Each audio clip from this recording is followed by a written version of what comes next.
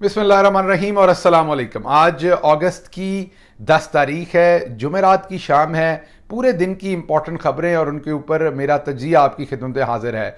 सबसे पहले तो एक 14 अगस्त जो हमारा जश्न आज़ादी है उससे मुतल्लिक एक बड़ी साजिश तैयार की गई थी पीडीएम रजीम की तरफ से। इमरान खान को बर वक्त उसकी इतला मिली है, जेल से उन्होंने हंगामी पैगाम भेजा है अपनी पूरी पार्टी को और उस साजिश को नाकाम बना दिया जो 14 अगस्त के ऊपर पाकिस्तान के खिलाफ, तहरीक इंसाफ के खिलाफ, इमरान खान के खिलाफ और तहरीक इंसाफ के वर्कर्स के खिलाफ प्लान की गई थी। उसकी पूरी तफसील आपके सामने रखेंगे। दूसरी खबर आपके सामने रखेंगे कि आज जज बशीर साहब की अदालत में वही हुआ जो जज दिलावर साहब की अदालत में होता था। क्या वहां पर ऐसी बात हुई जो कानून और कायदे के खिलाफ है और जिसकी पहले इस तरह से नज़ीर नहीं मिलती, वो आपके सामने शेयर करेंगे। उसके साथ साथ खान साहब को जब गिरफ्तार किया गया तो जिन पुलिस अफसरान ने बाद में सहाफ़ियों से खबरें लगाई कि उन्होंने गिरफ्तारी के बाद खान साहब के साथ सूफीज़म के ऊपर बातचीत की और बड़े अच्छे माहौल में बातचीत हुई, वो गिरफ्तारी के वक्त घर के अंदर क्या करते रहे, ये खबर आपके सामने रखेंगे। उसके बाद आपके सामने अगली खबर जो रखनी है वो ये है कि इस वक्त जब मैं आपसे बात कर रहा हूं तो जो साइफर भेजने वाले पाकिस्तान के फॉर्मर एम्बेसडर और इस वक्त के सेक्रेटरी खारजा असद मजीद हैं, वो इस वक्त प्राइम मिनिस्टर हाउस के अंदर हैं। ज़राए बता रहे हैं कि उनके ऊपर शदीद प्रेशर डाला जा रहा है कि वो किसी सूरत कोई ऐसा बयान दें जिससे साइफर का बयानिया जो है वो ख़राब हो या साइफर के बारे में असर ज़ायल हो। जो इंटरसेप्ट की स्टोरी आई है, जो सच सारा सामने आ गया है, उसको किसी तरीके से केटर किया जा सके। उसके बाद जो अगली स्टोरी आपके साथ करनी है वो ये करनी है कि केयर टेकर प्राइम मिनिस्टर जो है वो कौन होगा और वो उसके लिए किस किस ने कौन कौन सा नाम दिया है। घमसान का रन पड़ा हुआ है, आखिर पर होने क्या जा रहा है उसके ऊपर आपसे बात करेंगे। सबसे पहली स्टोरी जो मैंने आपको बताई कि इमरान खान साहब को बर वक्त इतला मिली है एक बहुत बड़ी साजिश की जो 14 अगस्त को पाकिस्तान के खिलाफ, पाकिस्तान तहरीक इंसाफ के खिलाफ, उसके वर्कर्स के खिलाफ, इमरान खान के खिलाफ तैयार की गई थी। उन्होंने जेल से आज एक हंगामी पैगाम भेजा है जिसके तहत अब उनकी पूरी पार्टी इन एक्शन है। साजिश ये तैयार की गई थी कि 14 अगस्त को दुनिया के डिफरेंट हिस्सों में और पाकिस्तान के अंदर भी पाकिस्तान के परचम को खुदा न खास्ता जलाया जाना था और उसका तमाम का तमाम जिम्मेदारी तहरीक इंसाफ पर डाली जानी थी। ऐसे लोगों को तैयार किया हुआ था जिन लोगों ने क्लेम करना था कि मैं तहरीक इंसाफ से हूं और मैं ये पाकिस्तान के परचम की बेहरमती कर रहा हूं, हमारा पाकिस्तान से कोई लेना देना नहीं, ताकि आम आवाम ये देखे और ये समझे कि पाकिस्तान तहरीक इंसाफ के वर्कर्स जो हैं वो इमरान खान साहब के अंदर जाने के बाद मुल्क से ही जो है वो नफरत करना खुदा न खास्ता शुरू हो गए हैं, रिजेंटमेंट आ गई और इसके लिए किसी हद तक भी जाने को तैयार हैं। तो ये पूरी एक साजिश घड़ी गई है, इससे करैक्टर तैयार किए गए हैं, पहले से पेशगी वीडियोस भी शूट कर ली गई हैं कई जगहों पर जहां पर पाकिस्तान के परचम को जो है वो वीडियोस पहले से बना दी गई हैं और वो जारी की जाएंगी 14 अगस्त या 15 अगस्त को, और दिखाने के लिए ये कि ये देखे 14 अगस्त की यहां पर परचम लगा था, एक नौजवान आया जो इमरान खान के नारे मार रहा है, पाकिस्तान तहरीक इंसाफ के नारे मार रहा है और वो परचम जला रहा है या उसकी बेहुरमती कर रहा है, गाली गलोच कर रहा है। ये तमाम चीजें उन वीडियोस के अंदर दिखाई जाएंगी। वीडियोस शूट हो चुकी हैं और उनको अब रिलीज करना बाकी है और उससे पहले इमरान खान को ये टिप हुआ है और उन्होंने पैगाम भेजा है। पहले भी उनका पैगाम था आज से चंद दिन पहले, जो आपको याद होगा सेक्रेटरी जनरल उमर अयूब इसके ऊपर पहले ही वीडियो पैगाम जारी कर चुके हैं कि पाकिस्तान तहरीक इंसाफ और इमरान खान की तरफ से ये खुसूसी इंस्ट्रक्शन है तहरीक इंसाफ के तमाम वर्कर्स, तमाम ओहदेदारान, तमाम लोगों को कि पाकिस्तान डे के ऊपर 14 अगस्त को जिस तरीके से पहले 14 अगस्त और यौम आज़ादी मनाया जाता उससे भी ज़्यादा भरपूर तरीके से मनाया जाए, उसमें हकीकी आज़ादी के कॉन्सेप्ट को भी लाया जाए। किसी जगह के ऊपर पाकिस्तान तहरीक इंसाफ का कोई कारकुन, कोई इमरान खान का फॉलोअर जो है वो कोई ऐसी हरकत, कोई ऐसा एहतजाज, कोई ऐसी रिजेंटमेंट पेश नहीं करेगा उस दिन को, जो उस दिन की रिस्पेक्ट, जो पाकिस्तानियत की रिस्पेक्ट, जो पाकिस्तान के एक नेशनलिज्म की जो रिस्पेक्ट है उसके खिलाफ होगी। मसलन ये भी साजिश थी कि कई जगहों पर पाकिस्तान तहरीक इंसाफ के लोगों को स्याह पट्टियां बांधकर शरीक होना है इन चीज़ों के अंदर, ताकि ये दिखाया जाए कि पाकिस्तान की जो तहरीक इंसाफ के लोग हैं वो यौम आज़ादी की भी अब तौहीन कर रहे हैं। तो ये मैंने आपको बताया कि पहले ही इमरान खान ये इंस्ट्रक्शन दे चुके थे, उमर अयूब साहब इसके ऊपर वीडियो जारी कर चुके थे। अब जो नई टिप मिली है कि ये वीडियोस तैयार की गई हैं, पूरी दुनिया के अंदर ये पूरा एक मामला बर्पा करने की कोशिश की जानी थी, उसके बरवक्त तदारक के लिए पूरी पार्टी को अहकामात दे दिए गए हैं। आपको नजर आएगा पूरी पार्टी इसके ऊपर ट्वीट्स भी करेगी, मैं भी इसीलिए आपके सामने बात कर रहा हूं।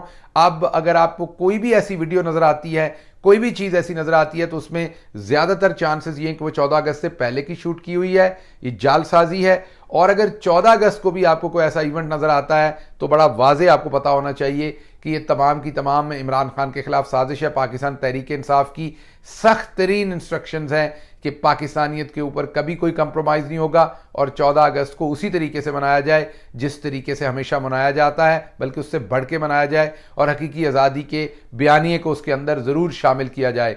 अगली जो बड़ी खबर है वो आपके सामने ये रखनी है कि अभी इस वक्त जब मैं आपसे बात कर रहा हूं, जो असद मजीद हैं पाकिस्तान के फॉर्मर एम्बेसडर अमेरिका के अंदर और इस वक्त पाकिस्तान के सेक्रेटरी खारजा हैं, उनको इस वक्त वजीर आजम हाउस में बुलाया गया है और वहाँ पर वो तमाम किरदार, तारक फातमी साहब, इसाक डार, वो तमाम किरदार मौजूद हैं जो डॉन लीक्स वाले किरदार हैं।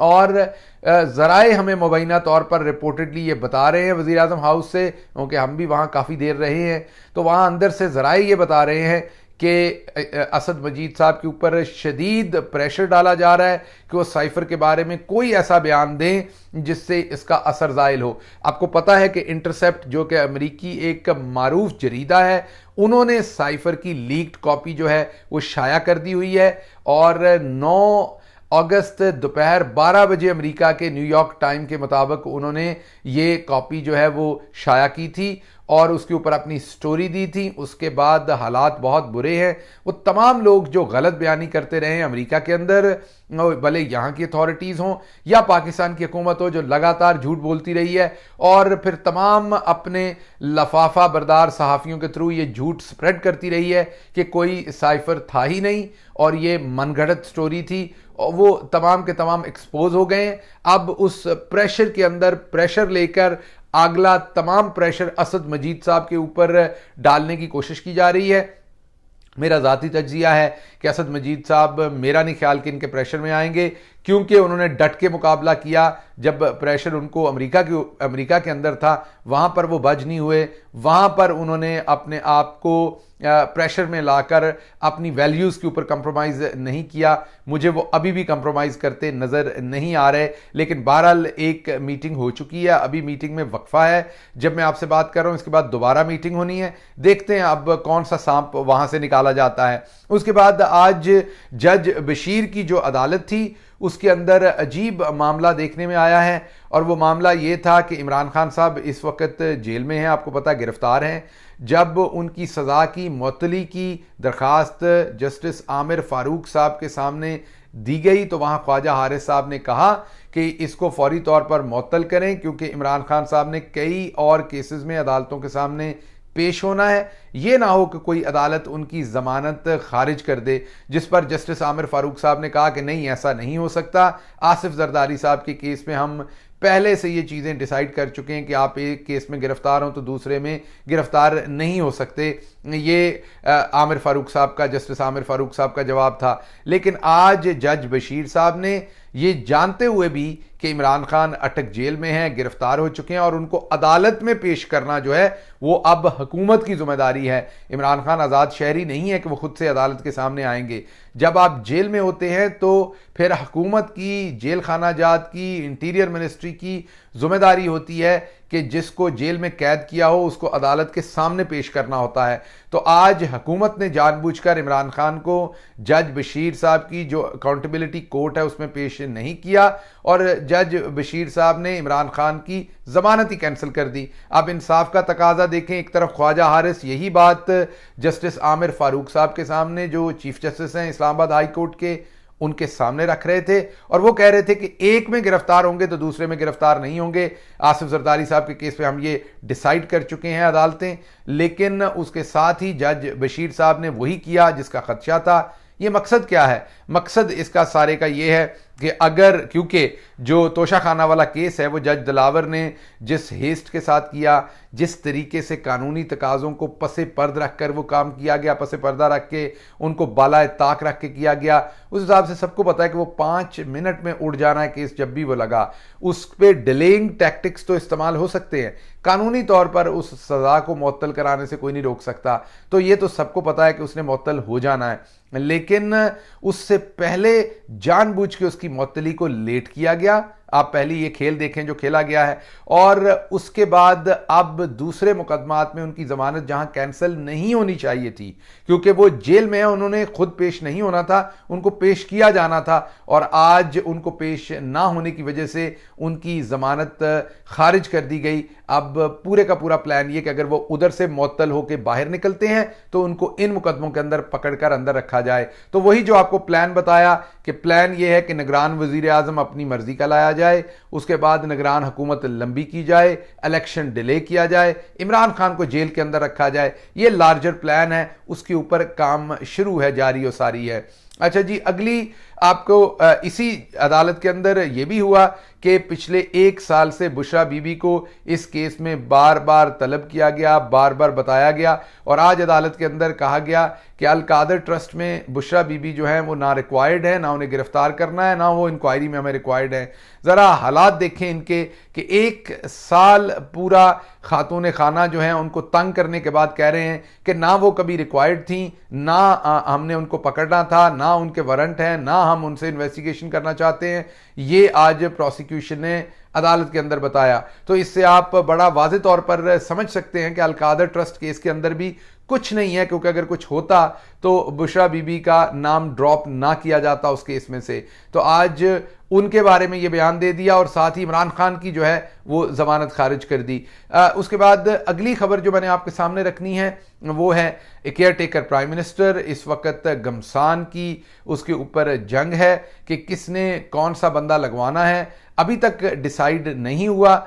ऐसा केयर टेकर प्राइम मिनिस्टर लाने की कोशिश है जो हुकूमत को लंबा कर सके। देखते हैं इसके अंदर ये लोग कामयाब होते हैं या नहीं होते, लेकिन नवाज शरीफ अपना केयर टेकर प्राइम मिनिस्टर लगवाना चाहते हैं, पीपल्स पार्टी अपना केयर टेकर प्राइम मिनिस्टर लगवाना चाहती है, और ताकतवर हल्के अपना केयर टेकर प्राइम मिनिस्टर लाना चाहते हैं। राजा रियाज साहब जो है वो इसमें पिवटल रोल इख्तियार कर गए हैं, और उनके साथ राजा सिकंदर सुल्तान जो है चीफ इलेक्शन कमिश्नर, उनका बहुत इंपॉर्टेंट रोल है। और अब देखना है कि ऊंट किस करवट बैठता है, क्योंकि जो भी फैसला होना है वो उस लार्जर प्लान के अंदर किया जाना है, जिसमें नंबर 1 है कि किसी तरीके से केयर टेकर हाथ का लाया जाए जो इलेक्शन को लंबा करने में राजी हो, साथ हो हमारे। उसके बाद इलेक्शन डिले किए जाएं, और तीसरा काम इमरान खान को जेल के अंदर रखा जाए। ये लार्जर प्लान है। इसी को अचीव करने के लिए अब केयर टेकर प्राइम मिनिस्टर के ऊपर जोड़ तोड़ हो रही है, क्योंकि वहां पर किसी किस्म का जो है वो लोग कोई रिस्क नहीं लेना चाहते। इसके साथ ही मुझे इजाजत दीजिए। अल्लाह आपका हामी और नासिर हो। पाकिस्तान जिंदाबाद।